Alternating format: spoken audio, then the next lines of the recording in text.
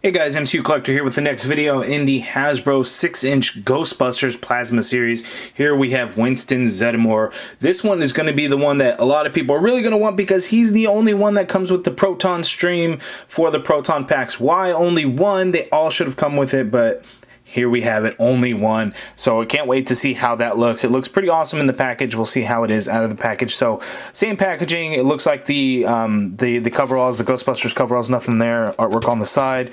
Have a look at the back of the package for the Build-A-Figure Vinz, Clortho, Terror Dog Build-A-Figure. All the figures in the wave. The bio reads, the voice of reason, Winston's the one you want in your corner when times get tough. So he, of course, was a later addition to the team. He's not a scientist.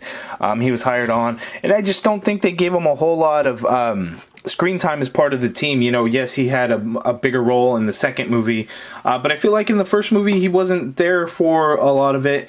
Or even in the second movie, when they went down into the slime and stuff, Winston wasn't there.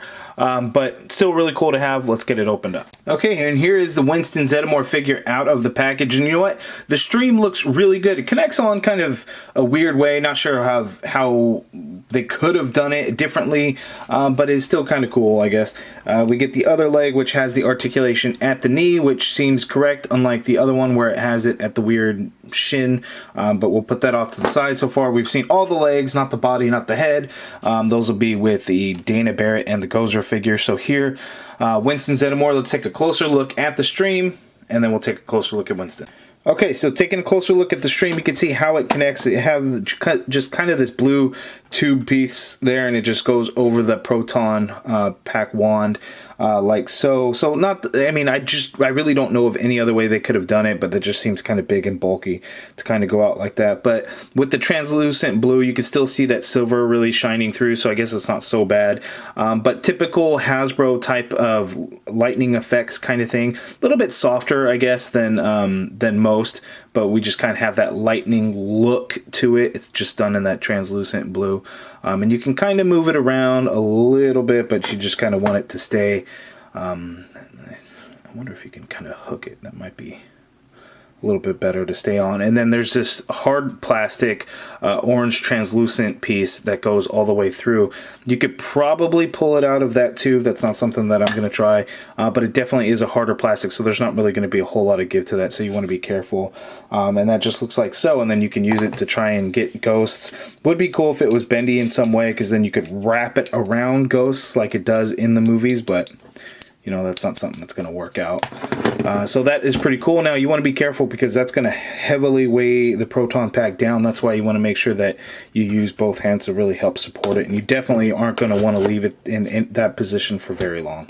Okay, so looking closely at Winston, I think this is so far out of the 4 of the Ghostbusters themselves, not counting Dana Barrett or Gozer, because I haven't really looked at those closely to kind of judge how the face sculpts came out, but I think Winston's probably the least best, I guess, or just out of the 4. I definitely don't think that Hasbro hit the mark nearly as much as they did with the previous 3. Where yes, this does look like Ernie Hudson. I just don't see it nearly as much. Yes, it's good, but it's I think it's one of those where yeah, you can kind of see it, and sure, it can pass, but it's just not all that great. That's just my opinion. You guys let me know down in the comments below what you think of it.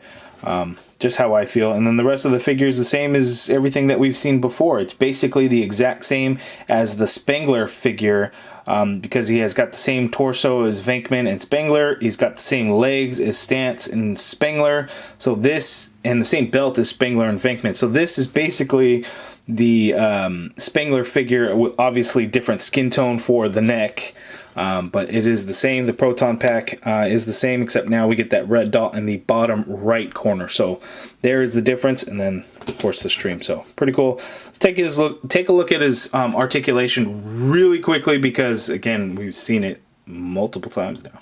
You know what, let's take a look at the Proton Pack. Is, you know, I think I've been kind of skipping out looking closely. I'm not sure everyone's going to be watching all the videos, but the Proton Pack details and sculpt and everything to it does look really nice. You know, we got some red wires in there, blue wires, this silver cable thing. I already forgot what it was called. Somebody had told me in the Venkman video, and I already forgot. But we get some silver paint in there, So the sculpted details of it is really, really nice. You can see the one, it just kind of ports on right there with that little piece, that peg, and then the one has the silver on the end. So the Proton Pack again looks really, really cool. And then on Venkman, I had an issue with the green strap where it really stressed it out, having to stretch it to kind of clip it on. It must have been something with the Venkman figure with the Proton Pack not pushing all the way into the back. That's the only thing I can think of, because my strap ended up breaking, whereas I have not had an issue with Stance, Spengler, or Winston figure at all. So I think it's just a matter of how far in do you actually get that peg to port into his back. So no issues with the three guys, just Venkman. Okay, so for articulation for Winston Zeddemore. So he can't really look down. Just kind of gets right back into place. You can't look up. You get full rotation, of course. There's tiny bit of pivot going on there. Shoulder goes up that high. You get a full rotation. There's an upper bicep swivel.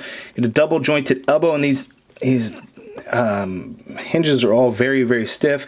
As you can see there, you get much more than 90 degree. And I don't know if I really touched on this a whole lot, but that middle elbow hinge, you could really see it stick out.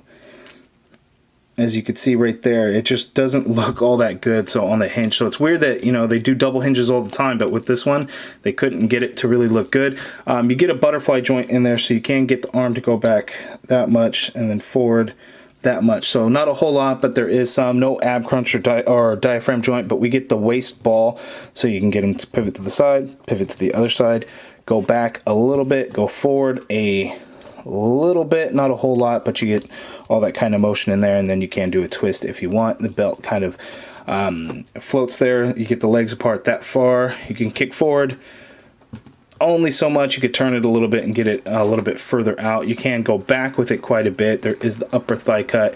You get double jointed knee, and again, the joints are so stiff. There's your knee.